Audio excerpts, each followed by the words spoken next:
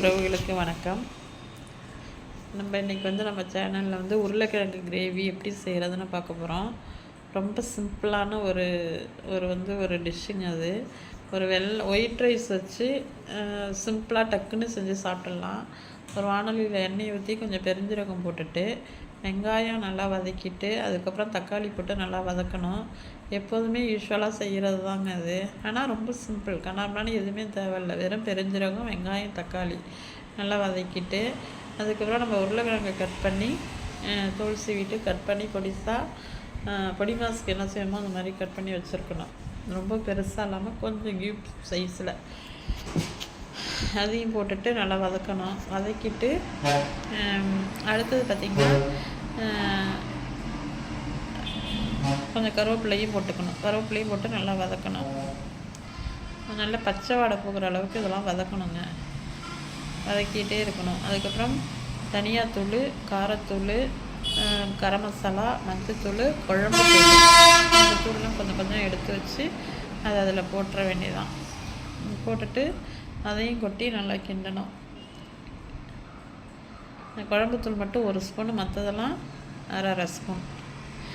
மஞ்சத்தூள் 1/4 டீஸ்பூன் போதும். இதை போட்டு நல்லா வதக்கிக்க வேண்டியதான். வதக்கிட்டு லைட்டாக தண்ணி ஊற்றி நல்லா கிண்டி விடணும்.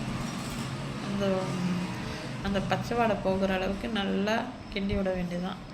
கிண்டி விட்ட பிறகு கொஞ்சம் தண்ணியை ஊற்றி கொஞ்சம் நேரம் வேகிறதுக்காக வேண்டி மூடி வச்சிடணும். இதுக்கு எந்த ஒரு சைடிஷ்ஷுமே தேவையில்லைங்க. வெறும் வெள்ளை சாதமும் இந்த கிரேவியும் இருந்தாலே போதும். நல்லாயிருக்கும். நல்லா சூப்பராக செம்ம டேஸ்ட்டாக இருக்கும். ட்ரை பண்ணி பாருங்கள்.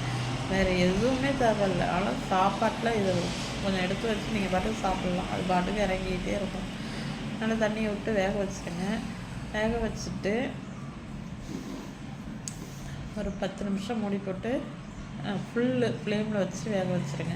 10 நிமிஷம் கழிச்சு பார்த்திங்கன்னா அந்த மாதிரி இருக்கும். நல்லா கிண்டி விட்டுட்டு எண்ணெய், உப்பு, காரம் எல்லாமே கரெக்டாக இருக்கான்னு செக் பண்ணிவிட்டு திருப்பி ஏதாவது கூட குறைச்சிருந்ததுன்னா சேர்த்துட்டு திருப்பி மூடி போட்டு ஒரு 10 நிமிஷம் ஃபுல்லாக வச்சு வேக வச்சுட்டு எடுத்து பார்த்திங்கன்னா கொஞ்சம் இந்த பதத்துக்கு வந்திருக்கும். அதுக்கப்புறம் நீங்கள் மூட தேவையில்லை. நீங்கள் அப்படியே சிம்மிலையோ இல்லை கொஞ்சம் ஃப்ளேம் அதிகமாக வச்சு நல்லா கிண்டி விட்டுட்டே இருக்க வேண்டியதான். கிண்டி விட்டுட்டு அதுக்கப்புறம் ஆஃப் பண்ணிவிட்டு சாப்பிட வேண்டியதாங்க. வெறும் ஒயிட் ரைஸ் வச்சு கொஞ்சம் தயிர் வச்சுக்கலாம் கூட அடிஷ்னலாக. வேறு எதுவுமே தேவை கிடையாது.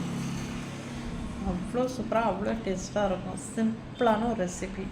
ரொம்ப சிம்பிள். இதுக்கு ஒரு 10-20 நிமிஷத்துக்குள்ளேயே நீங்கள் முடிச்சிடலாம். அந்த சைடில் ரைஸை வச்சுட்டு இந்த சைடில் இதை செஞ்சு முடிச்சிடலாம்.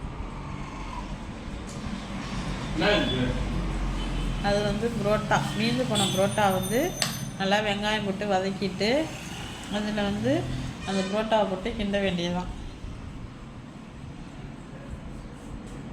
அது சாப்பிட்டு இந்த புரோட்டா போட்டு நல்லா கிண்டிட்டு அதில் கொஞ்சம் காரத்தூள், நல்லாயிருக்கா?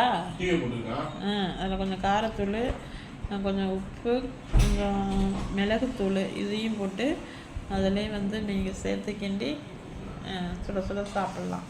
இது ஒரு டிஷ்ஷு. இந்த நைட்டு வாங்கின பரோட்டா மீந்துடுச்சு. அது ஃப்ரிட்ஜிலே இருந்துச்சு. அதை தூக்கி போட்டலாம் முடிவு பண்ணும்போது சரி இது மாதிரி செஞ்சு பார்க்கலாம். செஞ்சு பார்த்தா அவ்வளோ அருமையாக, அவ்வளோ டேஸ்ட்டாக இருந்துச்சு. கொஞ்சம் எண்ணெய் மட்டும் கொஞ்சம் அதிகமாக போட்டுக்கிட்டால் இது ரொம்ப நல்லாயிருக்கும் பார்க்குறதுக்கு, சாப்பிட்றதுக்கு.